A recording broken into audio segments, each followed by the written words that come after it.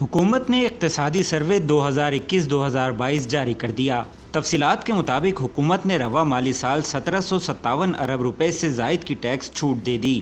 F B are نے 399 ارب 66 کروڑ روپے کی انکم ٹیکس چھوٹ دی۔ رپورٹ کے مطابق سیلز ٹیکس کی مد میں 1014 ارب روپے کی چھوٹ دی گئی۔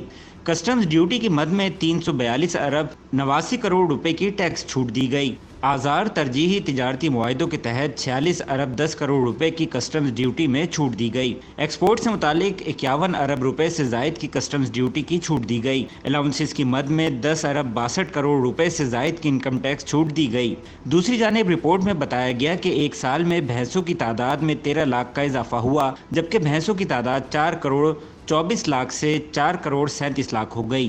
ایک سال میں بھیڑوں کی تعداد میں 3 لاکھ کا اضافہ ہوا۔ بھیڑوں کی تعداد 3 کروڑ 16 لاکھ سے 3 کروڑ 19 لاکھ ہو گئی۔ رپورٹ کے مطابق بکریوں کی تعداد میں 22 لاکھ کا اضافہ ہوا۔ بکریوں کی تعداد 8 کروڑ 3 لاکھ سے 8 کروڑ 25 لاکھ ہو گئی۔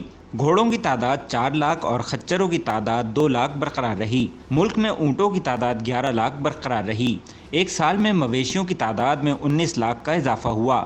مویشیوں کی تعداد 5 کروڑ 15 لاکھ سے 5 کروڑ 34 لاکھ ہو گئی۔